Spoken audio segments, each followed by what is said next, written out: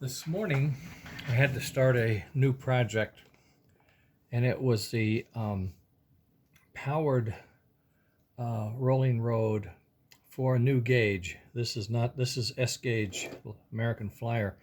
The new gauge I was asked to work on was O gauge, which is pre-war American Flyer O gauge or Lionel O gauge.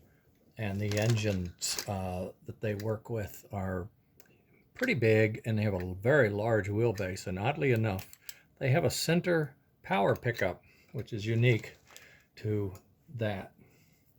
We don't have that on the Flyer stuff. So I did a quick sketch, did some CAD, and I just finished it, a system that is intended to snap onto the track, allow the engine to sit on these rollers, and also pick up the ground off of the side rollers and the hot off of the center piece that is there.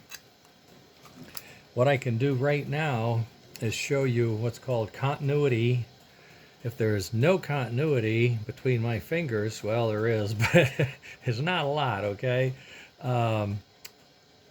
In between, like wood, right? There is no continuity, or paper or something like that. But if I touch these two leads together, there is perfect continuity and there is zero resistance. They're ready to go.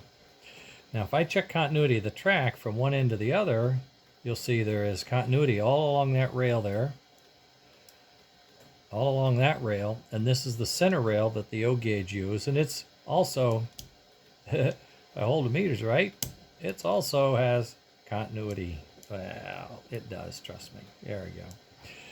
And what we have to do is somehow get continuity from this track to that roller only, from this rail to this rail only, and this rail to this rail only. And that's what this gizmo that I designed is supposed to do. So if I sit on this particular rail and I touch a wheel on this side, I get continuity.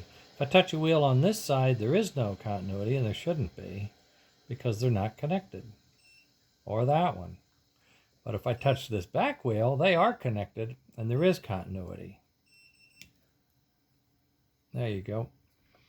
Now, the same with this rail. There should be to this wheel, yes, to this wheel, yes, to this wheel, no, this wheel, no.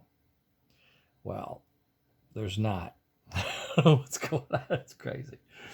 The center rail, then, does not have continuity over here, and does not have continuity over here, does not have continuity over here, does not have continuity over here, but it does have continuity down the center rail, this center rail that I've put in, which is solid brass. So that if I put a pair of these together and I put that engine on here and we put power to this track in the conventional way, this rail or this rail is common, this rail is hot, that engine will run. If it runs, if it's a runnable engine. So the work is done, the design is done. This is the absolute first one I've made. I can't say it's the first one ever. This would be the sister to that one. And we're not far from clamping a transformer up here and seeing if this thing will work. And I just don't have time to do it tonight.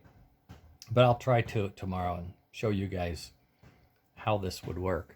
I'll sit it up here if I can without getting my hands smashed or anything. There we go.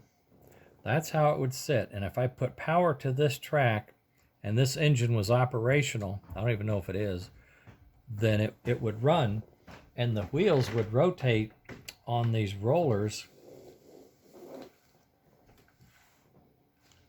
and you would be able to test your engine, see how it's running, make sure it has the linkages straight and all that stuff. You could test the engine out. That's what the purpose of this. They're called a rolling road for that purpose. You can roll as if you're on the track and test the engine. I usually do this with the shell off so I can see all the insides, because I'm sort of an inside guy in regards to the trains, at any rate.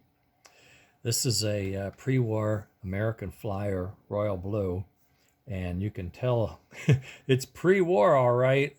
I think it was in the war on the wrong side. These are good old engines, and they're very rare. But at any rate, we'll see if we can't get these old Lionel O gauge or American Flyer pre-war O gauge to operate on Rolling Road for testing purposes, and we'll probably do that tomorrow. Okay, gang, it's time for supper.